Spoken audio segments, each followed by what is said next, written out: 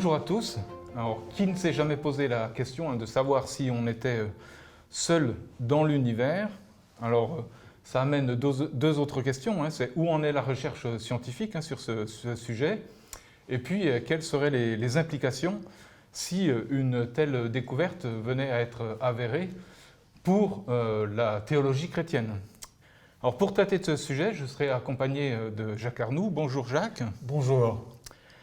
Et puis, nous serons à distance également avec Antoine Brett, qui est du côté de Madrid. Bonjour. Donc, Jacques Arnoux, vous êtes docteur en histoire des sciences et également en théologie.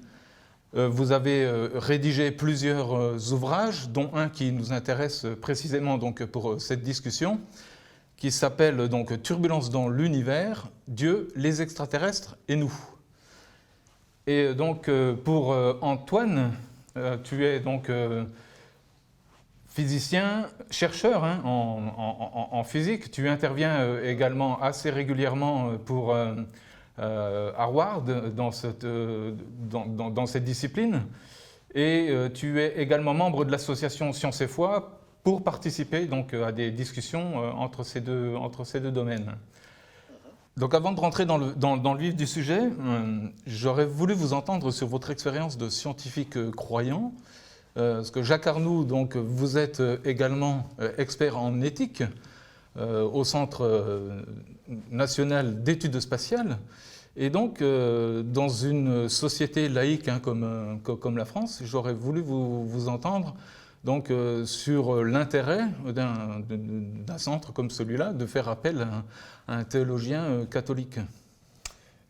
Alors, votre question appelle en fait plusieurs réponses. Effectivement, nous sommes en France dans un système laïque et a priori, ce n'est pas pour mes titres de théologie que j'ai été embauché par le CNES, donc c'est l'Agence spatiale française, pour traiter des questions éthiques. J'allais dire au contraire. Et il s'agissait plutôt de montrer que j'étais capable de séparer les domaines et que mes compétences en histoire des sciences ou éventuellement en théologie, mais elles étaient très faibles à l'époque, n'étaient en rien impactées par ailleurs mes convictions religieuses, d'autant plus qu'à l'époque j'étais dominicain, donc on aurait pu craindre cela. Donc j'ai commencé par montrer que j'étais capable de gérer en France ce genre de situation, sachant que dans d'autres pays, et par exemple un certain nombre de mes collègues américains, pour eux, c'est l'inverse. Ils étaient persuadés que j'avais été embauché par le CNES à cause de mon diplôme en théologie. Parce que dans leur pays, la plupart des chargés d'éthique ou des gens qui s'engagent dans l'éthique ont en fait un arrière-fond universitaire de théologie. Bon, comme quoi, les situations peuvent être extrêmement différentes. Quant à la question que vous me posez sur les relations entre science et religion, en fonction des cultures et des pays.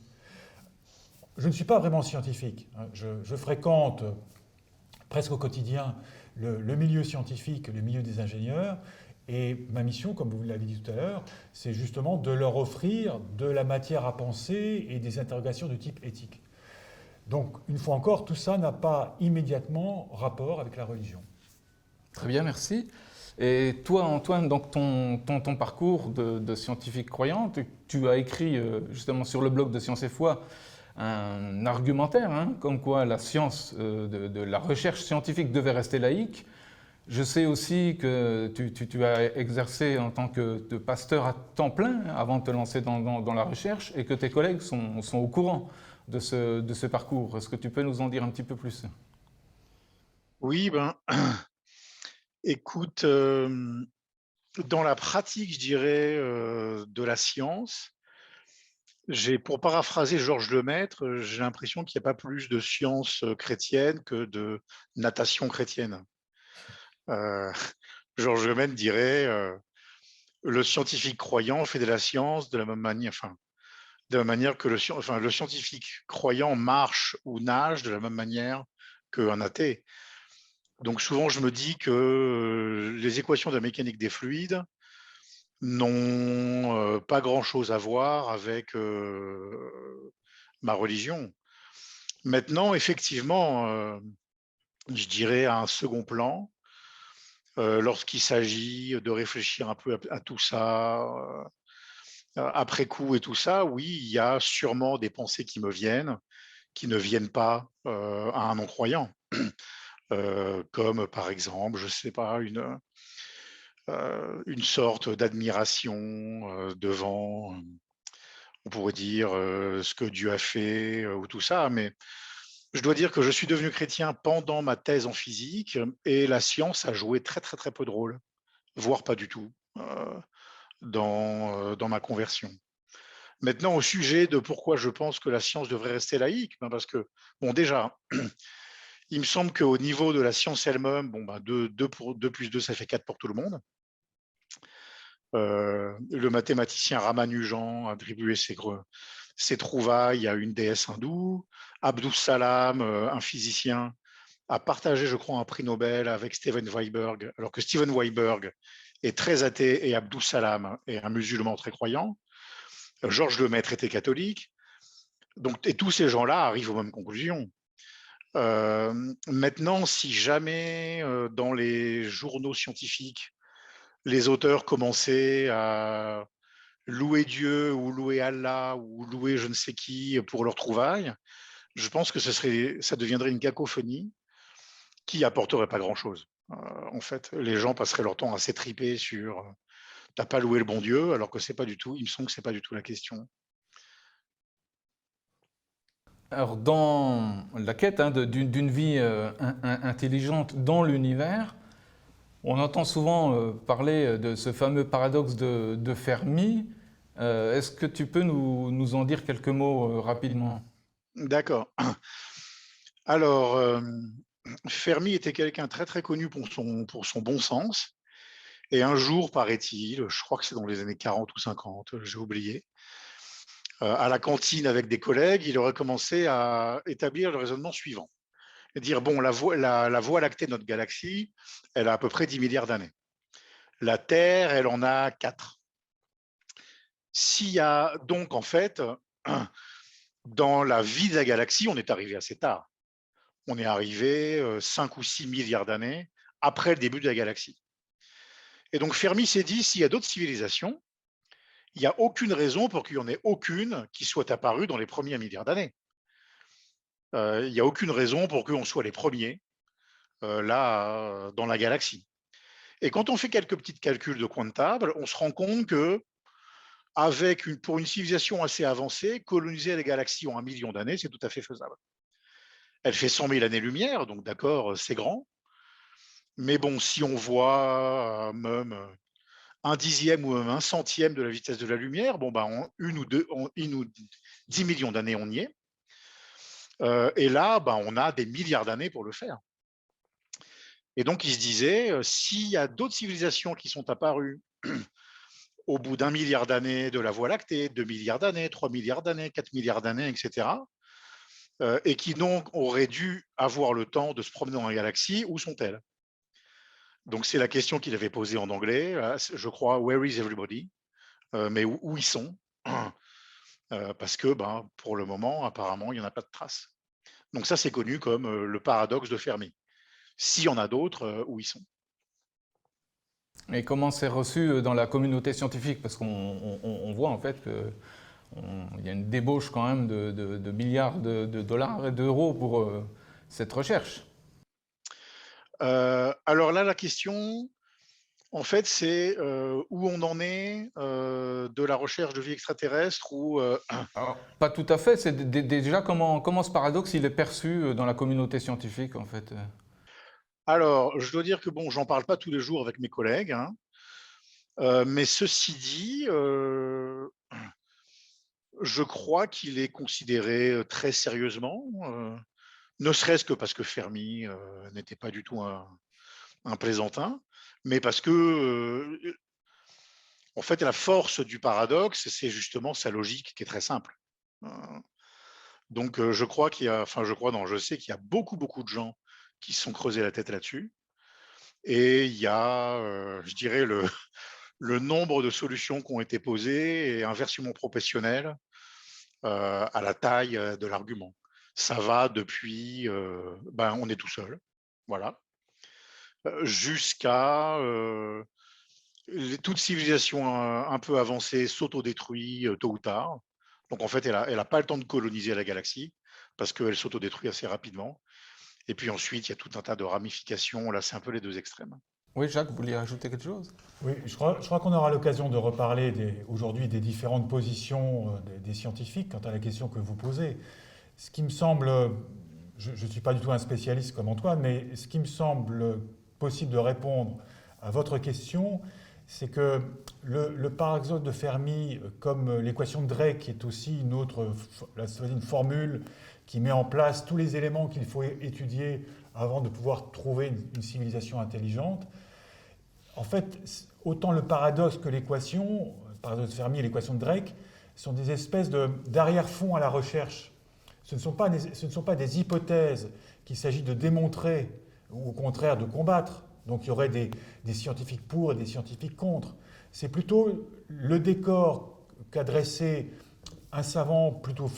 Enfin, ce sont deux physiciens, Drake ou Fermi, une espèce de décor à leurs travaux. Où on en est aujourd'hui de la question et de la manière de poser la question. Et effectivement, Fermi, avec l'intelligence qu'on lui connaît, pose cette question en termes de paradoxe. Il force en quelque sorte ses interlocuteurs et ses collègues à s'intéresser à la question parce qu'il y a effectivement des espèces de choix à faire, mais qui ne sont pas encore l'ordre de la théorie de l'hypothèse. Simplement le décor. Après, il y a effectivement des travaux qui sont entrepris, et là, il y a des tentatives d'aller répondre à ces questions. Mais ça, c'est une autre phase. Tout à fait.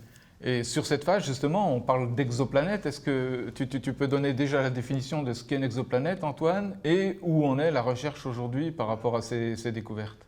Oui, alors une exoplanète, c'est une planète qui est en orbite autour d'une autre étoile que la nôtre.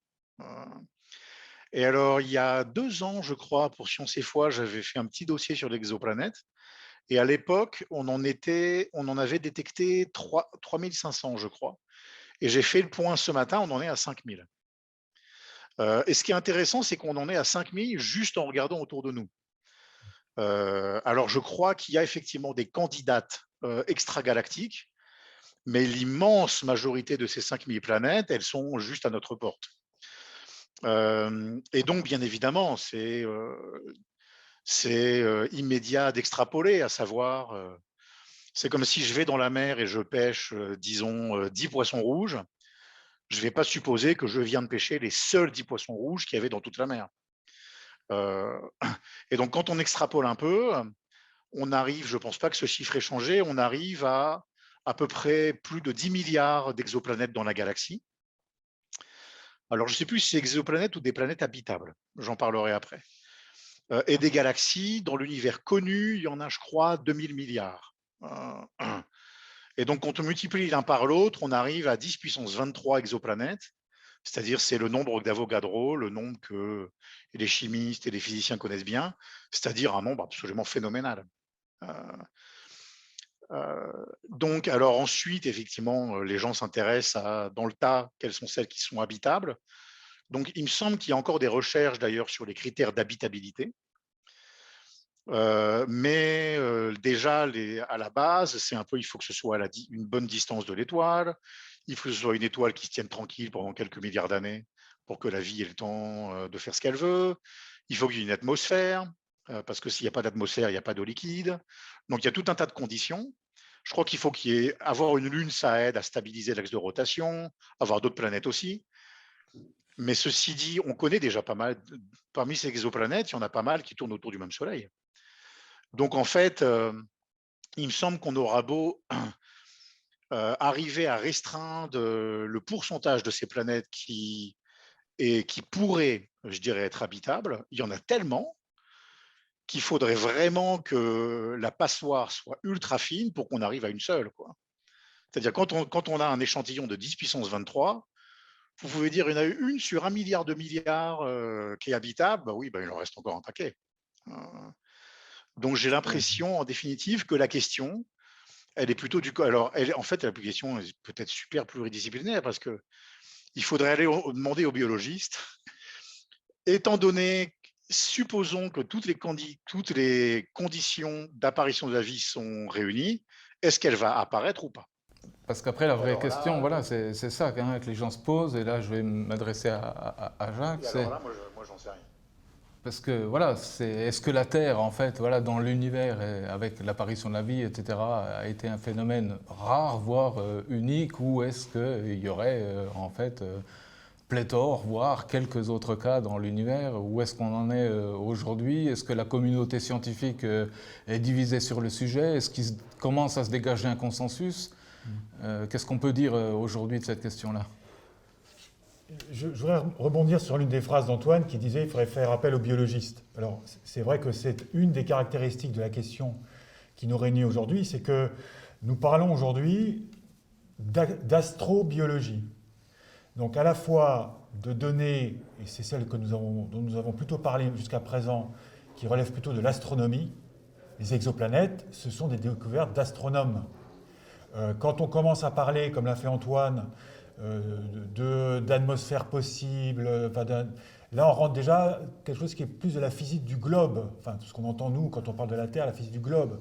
Donc, c'est de l'astronomie, mais qui se rapproche quand même de ce qu'on pourrait, de la planétologie, et même d'une planétologie très fine. Et imperceptiblement, nous arrivons au domaine de la biologie. Donc, à la communauté des astronomes, il faut, et a été associée depuis très longtemps maintenant, la communauté des biologistes. Or, vous pouvez imaginer que dans l'histoire, c'est relativement récent, ça date d'une 60aine d'années, guère plus, que cette communauté de l'astrobiologie s'est constituée. Mais les astronomes et les biologistes existent bien plus longtemps auparavant, avec leur propre culture, leurs propres différences. Et tout ça crée une communauté qui est en train de se constituer, il faut des années pour ça, avec encore des grandes différences culturelles. Et par rapport à votre question, ce que moi j'entends, mais je ne suis que... J'entends des échos, et je suis un témoin parmi d'autres. C'est que le monde de la physique réfléchit plutôt en termes de probabilité, un peu ce que faisait Antoine, en disant voilà, si vous commencez à multiplier le nombre de planètes par le nombre de galaxies, et que bon, vous accumulez des milliards de milliards, et effectivement, vous vous dites, mais comment, par rapport à des chiffres aussi exorbitants ou astronomiques, il n'y aurait qu'une seule? Mais les biologistes, eux, sont peut-être plus sensibles à l'aspect, j'allais dire justement unique, donc c'est une partie de leur réponse, à ce qu'ils connaissent, parce qu'ils ne connaissent qu'une forme de vie, qui est celle sur Terre, ils n'en connaissent pas d'autre, et que déjà cette forme-là est l'aboutissement actuel, ça va continuer, mais de phénomènes d'évolution dans lequel la part de hasard est loin d'être négligeable, et d'une telle complexité qu'aux yeux d'un biologiste, la vie est quelque chose d'extraordinaire, sinon il ne serait pas biologiste. Il fait de la biologie parce que justement, il est fasciné par ce caractère justement dénué de banalité du vivant. Donc lui aura plutôt tendance à dire, ok, vous pouvez multiplier le nombre d'étoiles, le nombre de galaxies, le nombre de planètes autour des étoiles, le nombre de planètes avec des atmosphères, le nombre de planètes habitables, sont-elles pour autant habitées? Le passage d'une planète habitable à une planète habitée, ça c'est un saut que le biologiste, c'est un saut auquel il est attaché, il aura tendance à donner énormément de valeur à ce saut-là. Ça ne relève pas de la probabilité, enfin la simple probabilité. Donc il y a presque une question, comme disait Antoine, c'est nous devons, pour tenter de répondre à cette question, à la fois accumuler énormément de données, d'observations, et puis élaborer des hypothèses, élaborer des théories, et en même temps savoir qu'il y a un élément qui n'est pas que scientifique, et qui peut aussi refléter une certaine philosophie et de la science, et même une philosophie tout court. Et pour l'instant, comme il n'y a pas d'éléments concrets, de réponse définitive, et qu'il n'y en aura peut-être jamais, quel que soit le nombre incalculable, parce que justement il est incalculable, d'étoiles, de planètes, c'est ce qui rend la question tellement passionnante et fascinante. Alors, justement, vous parlez un petit peu d'une dimension philosophique ou autre. On voit qu'il y a même certains scientifiques qui se permettent d'aller sur ce domaine-là. Dans votre livre, vous citez l'astronome Gilles Terter, qui est en pointe dans ce domaine de la recherche au CETI, qui est un centre dédié à la recherche extraterrestre aux USA. Et elle fait cette déclaration assez étonnante que le jour où on ferait cette découverte d'une vie extraterrestre, ce serait la fin des religions monothéistes. Elles n'auraient plus leur raison d'être. Et donc pourquoi une telle opposition? Alors, ce n'est pas une opposition. Là, effectivement, à travers comment dirais-je, l'attente de Gilles Tarter, c'est le reflet de positions de scientifiques qui, tout en menant des recherches scientifiques tout à fait validées, et on rejoint le témoignage d'Antoine tout à l'heure, hein, dans lequel elle-même et d'autres ne mélangent pas nécessairement des convictions personnelles avec une démarche scientifique et avec les exigences d'une démarche scientifique, il lui est arrivé à celle qu'on appelle la papesse de l'intelligence extraterrestre, parce que SETI, c'est la recherche en particulier d'intelligence extraterrestre. Et elle exprime aussi d'autres choses dans ses convictions, et on sent bien à la lire ou à l'écouter que les religions, elle n'aime pas trop. Il y a aujourd'hui, nous savons bien, c'est pas nouveau, mais ces mouvements prennent des formes particulières, des mouvements de militance athée et, assez forte et, je ne dirais pas violente, mais que l'on entend. Elle s'inscrit dans ce genre de mouvement. Ce qui me semble intéressant, c'est, à travers, et c'est pour ça que je citais cette scientifique, c'est qu'elle reflète une position, ou au moins une question que j'ai souvent rencontrée. Même mais par exemple, parmi mes collègues de l'agence spatiale, j'ai déjà entendu l'un ou l'autre me dire, connaissant mes propres convictions, parce que je ne les cache pas, je n'en fais pas état pour mener mes propres travaux, mais je pense que justement, même la séparation des domaines nécessite que chacun sache un peu qui il est. Et donc, plus d'une fois, ils m'ont dit, mais de toute façon, Jacques, on est désolé, mais nous sommes engagés dans des recherches en astrobiologie, hein, c'est un des domaines de recherche du CNES, et le jour où on va trouver de la vie extraterrestre, désolé, mais ta religion, comme toutes les autres, vous allez disparaître. Donc Gilles Tarter reflète au moins une interrogation, voire une position qui n'est pas du tout exceptionnelle. Maintenant, reste à savoir, est-ce que cette position-là, elle est fondée? Est-ce que les propos, le rêve, j'allais dire, de Gilles Tarter, de voir enfin disparaître les religions grâce à la découverte ou peut-être l'arrivée d'extraterrestres, est-ce que ce rêve, il tient la route? Est-ce qu'il peut devenir un jour réalité? Oui, justement. Alors, quand on interroge les différentes religions, alors là, on s'intéresse à la religion chrétienne, on va rester sur ce créneau-là, sinon on dépasserait un petit peu le cadre et le temps qui nous est imparti. Mais quand on interroge les chrétiens, par exemple, est-ce qu'on connaît le résultat de cette interrogation sur cette question-là? Alors, évidemment, on ne connaît pas la position de tous les chrétiens. Parce que, une fois encore, nous pouvons être les uns les autres témoins de la position de tel ou tel d'un de nos co-religionnaires. Et pas plus tard que la semaine dernière, j'ai déjeuné avec un jeune enseignant français, chrétien, qui l'a clairement dit durant le dîner que nous partagions. Et quand nous avons évoqué, je ne sais pas par quel biais, cette question de la vie extraterrestre et de la possible vie extraterrestre, je ne dis pas que je l'ai vu blêmir parce qu'on avait peut-être encore un masque, qu'on était dans un restaurant, mais bon, et il a clairement dit, mais pour moi, l'idée qu'il y ait de la vie ailleurs que sur Terre, c'est terrible, c'est terrible. Alors je lui ai dit, mais pour quelle raison? On n'était pas en train de savoir qui avait raison, mais de se dire pourquoi une telle crainte. Et pour lui, c'était lié à une question qu'on évoquera peut-être encore, mais au moins on peut le faire tout de suite, qui est liée à l'incarnation. Pour cet homme qui nous a dit cette converti ou reconverti comme en étant jeune homme, pas seulement dans son adolescence, son enfance, ce qu'il disait, c'est que pour lui, le message qui l'avait touché, c'était celui de l'incarnation, la prise en compte de notre condition humaine par le Christ. Donc, imaginez qu'il puisse y avoir des vies extraterrestres, donc ailleurs que sur Terre, et que la question de l'incarnation puisse être posée en dehors de la condition humaine, pour lui, c'était extrêmement difficile à reconnaître. Et on ne peut que respecter cette position. Donc ça, oui, ça existe. On va y venir. Mais pour essayer de répondre à votre question en dépassant tel ou tel témoignage individuel, un confrère théologien américain, californien, Ted Peters, il y a quelques années maintenant, a mené une enquête dans son aire universitaire et géographique, donc qui est celle de la baie de San Francisco, et il a posé cette question. Est-ce que, au fond, la découverte d'une vie extraterrestre, est-ce qu'elle bousculerait, violemment, mettrait vraiment en cause votre foi, oui ou non? Ou alors, est-ce qu'elle mettrait beaucoup en cause la foi ou peu ou pas du tout. Bon. Et comme il avait sous la main pas mal de confessions, il est allé interroger des catholiques, des protestants, des orthodoxes, des mormons, de mémoire des juifs, des musulmans, des bouddhistes. Et la réponse, elle était... Alors, il a posé cette question à plusieurs reprises pour essayer de combiner un petit peu les réponses.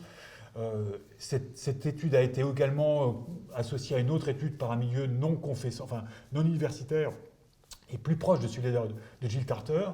Et les réponses étaient non, ça ne nous bousculerait pas tant que ça.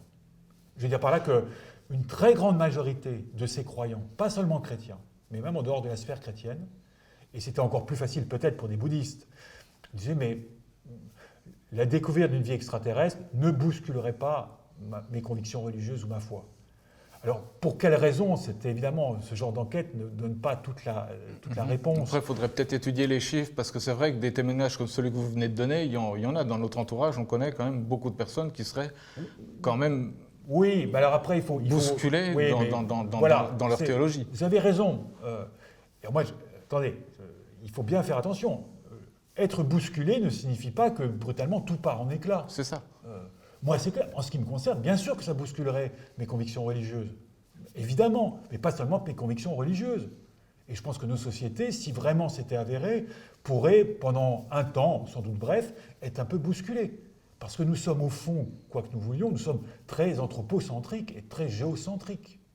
Et nous avons une culture qui reste encore très marquée par la culture d'avant la révolution copernicienne. Dans beaucoup de notre manière de penser, nous continuons à dire que le soleil se lève et se couche, parce que c'est évident. Donc nous sommes toujours au centre de l'univers, et nous sommes toujours le sommet de la création. Excusez-moi d'être un tout petit peu... Oui, non, mais c'est quand même... Je pense que nous sommes encore forgés par ça. Donc nous serions bousculés par une découverte de vie extraterrestre. Après, être bousculé, est-ce qu'on retrouve un équilibre différent? Est-ce qu'on perd complètement l'équilibre? Alors là, d'accord, là c'est différent. Mais vous voyez, je trouve que ces enquêtes sont quand même intéressantes parce qu'elles viennent non pas dire que Jill Tarter et ses collègues ont tort, mais que croire que le salut, j'allais dire, le salut athée vient des extraterrestres, ça c'est sans doute une erreur. Et d'ailleurs, d'autant plus que si certains mouvements religieux étaient très fortement menacés, ou sont même très fortement menacés par une telle découverte, moi, je ne donne pas un très long terme à ce que de nouvelles religions apparaissent qui intègrent, voire même peut-être qui vénèrent ou qui adorent ces extraterrestres. On le voit d'ores et déjà. Pourquoi ce ne serait pas le cas lors d'une découverte extraterrestre? Qu'est-ce que tu penses, toi, Antoine, de cette différence de vision entre la vision de non-croyants qui ont un regard sur la foi des croyants et les croyants qui répondent autrement, en fait, a priori, au travers d'une enquête? En ce qui concerne ce point, est-ce que la découverte d'une vie extraterrestre ébranlerait ma foi? Peut-être que je n'ai pas assez réfléchi, mais c'est pas du tout, à savoir, je vois pas trop pourquoi Dieu nous parlerait de ça. Ça me fait un peu penser à Jésus qui dit à Pierre à la fin d'Évangile de Jean, si je veux qu'il demeure jusqu'à ce que je vienne, enfin bref, c'est pas tes oignons, toi suis-moi. Voilà, quoi. Ça te concerne pas.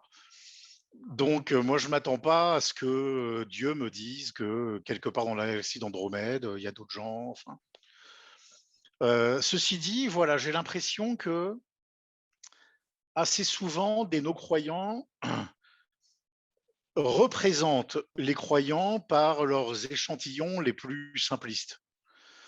Par exemple, je vais souvent entendre parler de non-croyants dire ouais, la jeunesse c'est idiot, il n'y a pas de soleil avant le quatrième jour, mais avant il y a un jour, deux jours, trois jours. Donc déjà il y a Origène au siècle III qui déjà disait ça aussi en disant bah, les gars, en fait, il faut être un petit peu idiot pour prendre ça au pied de la lettre. Vous voyez, il y a des jours avant qu'il y ait un soleil. Et c'est un croyant qui dit ça. Mais assez souvent, je dirais, comme un athée militant va avoir envie de tirer à vue, il va prendre les cibles les plus faciles, quoi, je dirais. Et effectivement, les mouvements fondamentalistes qui lisent tout un petit peu au pied de la lettre sont très faciles à critiquer. Maintenant, oui, il va y avoir des non-croyants qui sont plus dans la nuance et tout ça, mais c'est vrai que on est bien placé à Sciences et Foi pour se rendre compte, c'est un débat qui est très, très polarisé et donc d'un côté comme de l'autre, les arguments ont tendance à pas être très, très élaborés. Juste un autre exemple, hein, en ce moment, il y a, aux États-Unis un vulgarisateur scientifique qui s'appelle, Neil deGrasse Tyson, qui parle beaucoup du fait que oui, la science explique des choses et donc il y a plus besoin de Dieu. Il y a quelques années déjà, Steven Weinberg, qui était un physicien, spectaculaire, avait déjà aussi écrit la même chose et donc là, on retombe sur ce qu'on appelle le Dieu bouche-trou, à savoir, des gens qui disent: «Ah bah, vous voyez votre religion, elle est juste là pour vous dire pourquoi il pleut et maintenant qu'on sait que, ben, c'est de l'eau qui tombe des nuages, il n'y a plus besoin de votre Dieu». Alors qu'en fait, ça fait des millénaires, que, même c'est le Dieu bouche-trou, je le trouve même pas dans la Bible. Jésus disait que Dieu nourrit les oiseaux. Bah, il savait très bien comment un oiseau se nourrit. Il savait très bien que ça mange des vers de terre et puis voilà. Donc comme c'est un débat qui est très, très polarisé, assez souvent, il y a des représentations caricaturales qui se mettent en place et c'est pas facile d'échapper et pour finir, j'ai aussi l'impression que c'est, les extrêmes qui occupent le plus de place dans le débat médiatique. Heu, Parce que les propos, nuancés généralement, c'est beaucoup moins excitant qu'un clash, des gens qui se crient dessus, ou et cetera quoi. Donc, c'est pas facile de faire entendre la nuance dans tout ça. Pour revenir à votre ouvrage, donc vous faites une expérience de pensée théologique, hein, dans lequel donc voilà, vous dites voilà, c'est un fait avéré, les extraterrestres existent, et à partir de là, donc vous essayez de tirer les conséquences, j'allais dire, de ce fait. Est-ce que vous pouvez nous en dire un petit peu plus de Oui, pourquoi avoir effectivement. pris cette Parce que, option? oui, j'ai pris cette option après avoir donc d'abord simplement et extrêmement rapidement, hein, c'est pas du tout, j'ai pas fait un ouvrage universitaire, exhaustif, académique. Déjà pour montrer que cette question existe au sein du christianisme depuis longtemps et que c'est pas, je sais pas, l'apparition des soucoupes volantes ou le début de l'astrobiologie qui a brutalement mis dans la cour des religions une question à laquelle elle n'était pas préparée. Vous parlez de la pluralité des mondes. Voilà, aujourd'hui on parle d'extraterrestres, auparavant on parlait de pluralité des mondes, et c'est une question très ancienne, qui remonte même aux philosophes grecs, mais qui est donc pris rapidement racine, si je puis dire, dans la tradition chrétienne. Ça permet déjà de répondre un peu à quelqu'un comme Gilles Carter, qui croit en fait que c'est quelque chose de tellement nouveau pour les religions qu'elles vont s'en prendre plein la figure et disparaître. Hein. C'est un peu ça la caricature. Antoine dit fort justement, il y a pas mal de caricatures de part et d'autre qui sont véhiculées et qui ne permettent pas un vrai dialogue et une véritable réflexion. Donc ça, c'était d'abord poser, une fois encore, ce décor historique qui montre que cette question n'est pas neuve. Et après, pour essayer simplement d'avancer un petit peu et moi-même de me prêter au débat, je me suis dit, au fond, depuis toujours, nous sommes dans une situation où nous n'avons pas rencontré d'extraterrestres. Donc nous pouvons assez facilement bâtir une pensée, donc bâtir une croyance, bâtir une théologie qui ignore la vie extraterrestre, puisque nous n'avons pas la preuve et nous vivons déjà bien, enfin en tout cas nous avons plutôt suffisamment de questions et de problèmes avec notre condition terrestre. D'où l'idée effectivement d'une expérience de pensée, partons du fait qu'ils existent bel et bien. On n'a pas besoin de s'interroger trop quelle est l'horizon, parce que sinon là on rentre de la fiction, c'est pas le cas. Mais partons de cela. Et comment dans nos traditions, dans la tradition chrétienne, dans nos traditions chrétiennes en général, qu'est-ce que nous avons comme élément qui nous permettrait justement de répondre à ce défi, dès lors qu'il serait non plus une hypothèse, mais qui serait réelle? Est-ce que ce serait tellement nouveau que nous serions bousculés, mais désarçonnés et puis déracinés, ou est-ce que nous avons d'ores et déjà des éléments? Et là, après, je veux dire, ça ne manque pas. Nous voyons que dans cette tradition chrétienne, en tout cas celle qui est la mienne, celle que nous partageons, je crois ici, il y a déjà énormément d'éléments. Et par exemple, à la question ou au souci de mon jeune interlocuteur de la semaine dernière, parce que dans sa démarche personnelle, la place de la théologie de l'incarnation était si importante, se trouvait à cet endroit-là, comment dirais-je, en porte-à-faux, dès lors qu'il entendait parler d'une possibilité de vie extraterrestre, c'est une question, il n'est pas le premier à se la poser. Et donc, aller voir un peu comment d'autres que lui, ou des théologiens, lui n'était pas théologien, mais se sont coltinés cette question, c'est une manière de dire, voilà, on avance dans ce sens-là.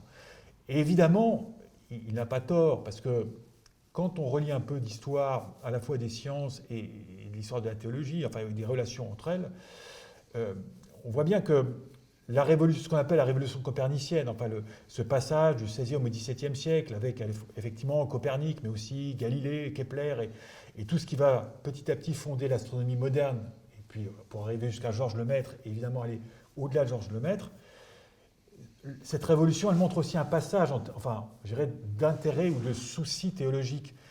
Jusque-là, la question, c'était surtout, est-ce qu'il y a une seule planète, avec autour quelques astres, hein, c'est vraiment la vision aristotélicienne, et puis, qui était communément admise et qui correspondait bien au géocentrisme chrétien, où Dieu était quand même assez limité dans sa capacité de créer. Il avait juste le droit de créer une Terre et puis quelques astres autour.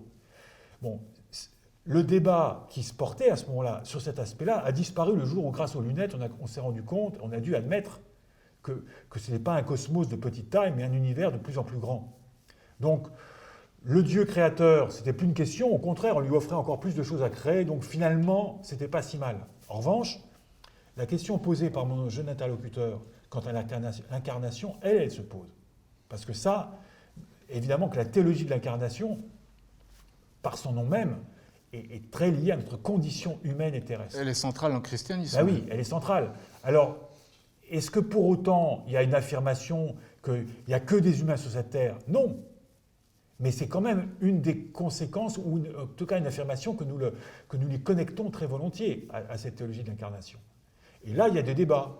Et là, effectivement, il y a une compréhension à la fois de l'incarnation, de la christologie et même de la personne du Christ. Et très rapidement, est-ce que vous pourriez donner quelques petites orientations, par exemple, entre un C.S. Lewis et puis un Teilhard de Chardin, par exemple? Parce que c'est des personnes qui ont travaillé justement sur cet aspect de l'exothéologie. Oui, alors, C.S. Lewis est plus connu pour ses chroniques de Narnia et de science-fiction. Oui, mais c'est un pionnier. Mais voilà, mais tout à fait, non, mais je veux dire simplement que c'est le même. Parce que je pense que certains ne savent pas que l'auteur des Chroniques de Narnia est en même temps un apologète chrétien extrêmement important et qu'il a converti ou reconverti, je crois, et il s'est vraiment attaché à des questions de théologie et de défense de la théologie.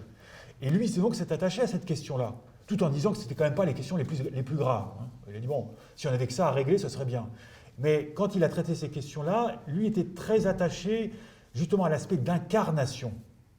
Une théologie de l'incarnation. Donc, la condition humaine, comment gérer vous voyez, dans la question de la théologie de l'incarnation, il y a le Christ et puis ce en quoi il s'incarne. Lui, c'était surtout ça, cette réalité matérielle. Donc, une réflexion sur la nature humaine ou la nature extraterrestre.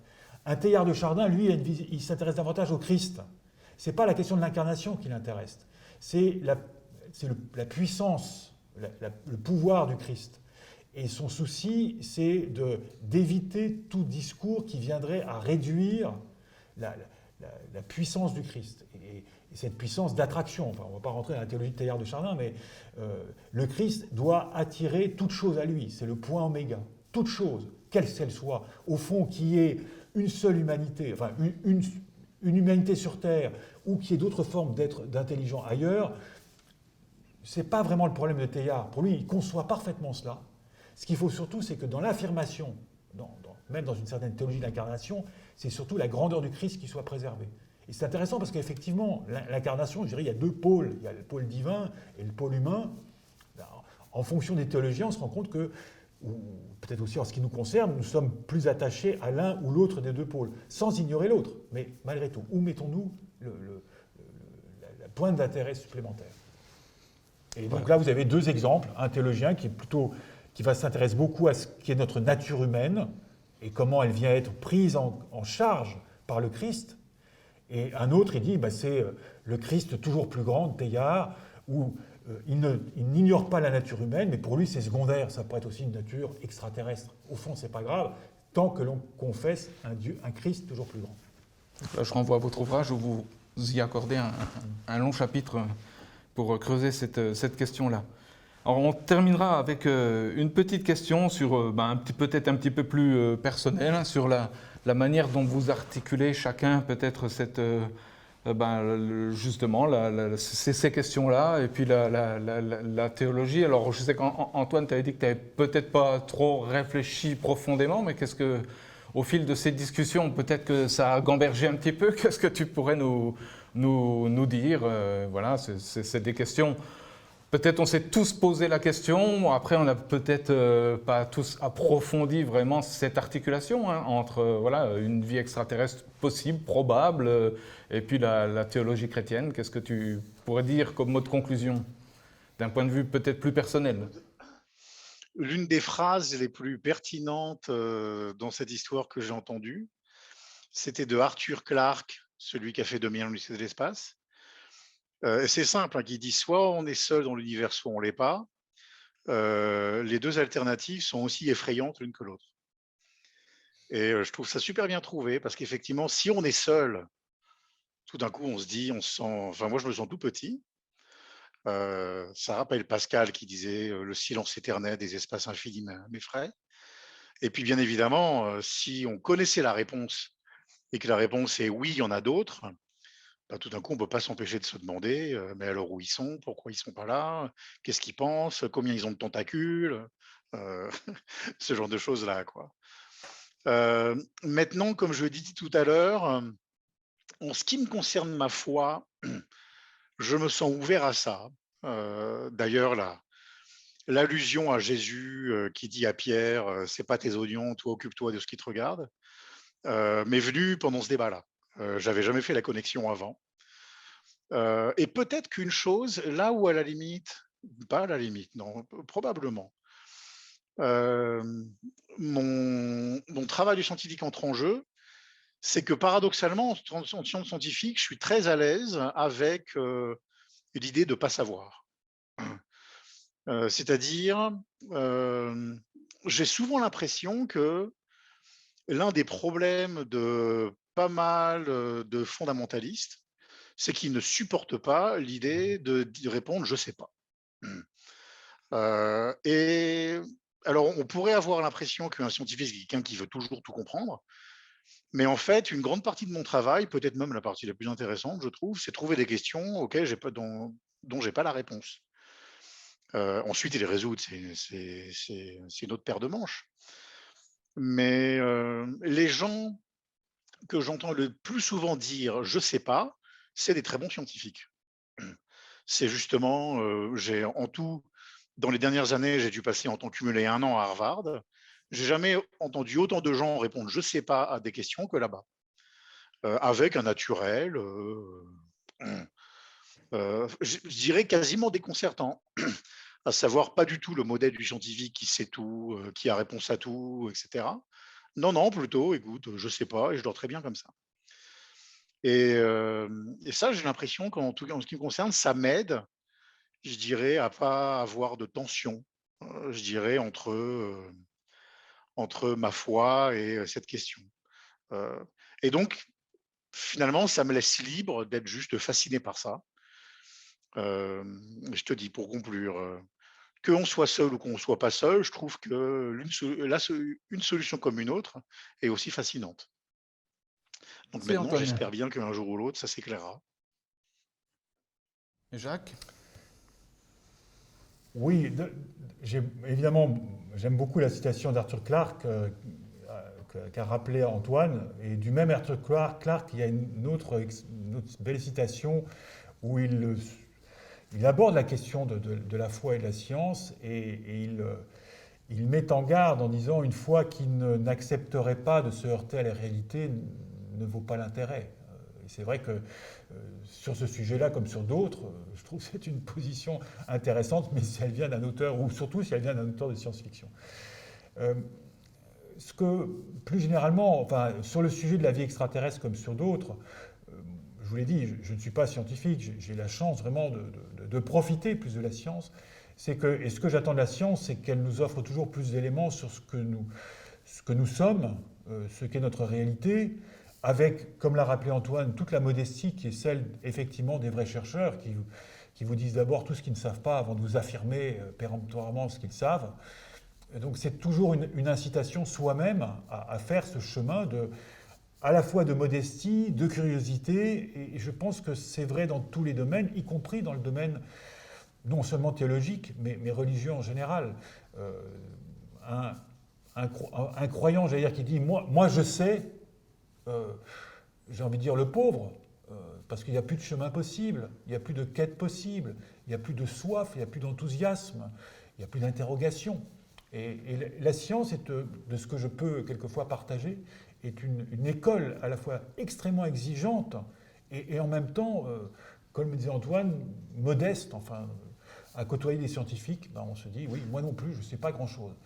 Et par rapport à la foi, n'est-ce pas quand même une chose à se répéter tous les jours, non seulement en quoi nous croyons, mais est-ce que nous croyons, puisque nous étions dans des moments de rencontre et des interrogations du Christ, il y a effectivement c'est très, très beau cet échange assez émouvant entre Pierre et Jésus. Et puis, quelques temps auparavant, moi, ce que j'aime beaucoup rappeler, c'est ce moment où, se rendant au tombeau de Lazare, Jésus fait un espèce de cours de théologie à Marthe, si je puis dire, mais qui s'achève par « crois-tu cela ?» Il n'a pas encore ressuscité Lazare. Il faut là, elle marche dans le vide, Marthe. Elle n'en sait rien. Et elle va être amenée à dire « je crois ou je ne crois pas ». Donc, pourquoi avoir peur des extraterrestres? Ou pourquoi, au contraire, attendre les extraterrestres comme étant le Messie, si vous me permettez l'expression? C'est sans faire du géocentrisme, sans faire de l'anthropocentrisme exacerbé, c'est toujours, me semble-t-il, dans les marges du croyant, en tout cas pour moi, entendre, d'une certaine manière, le Christ me poser la question. Crois-tu cela? Crois-tu en moi? Quelles que soient les circonstances, quelle que soit la réalité, c'est ça l'épreuve, entre guillemets, l'épreuve de la réalité. Et merci à la science de nous décrire toujours mieux cette réalité qui peut être extérieure, c'est l'astronomie dont nous avons parlé, et qui peut être aussi une réalité personnelle. C'est ma réalité biologique, ma réalité psychologique, tout ce que les sciences en général nous apprennent sur nous-mêmes. Et ça, c'est un vrai cadeau de Dieu. Eh bien, merci messieurs pour voilà, ce temps de partage. J'espère qu'il sera instructif aussi pour ceux qui auront le plaisir de regarder cette émission. À bientôt, peut-être, pour un autre sujet. Merci Antoine pour t'être connecté avec Merci nous. à vous. À plus tard. Au Merci revoir. à vous tous. Au revoir, merci beaucoup.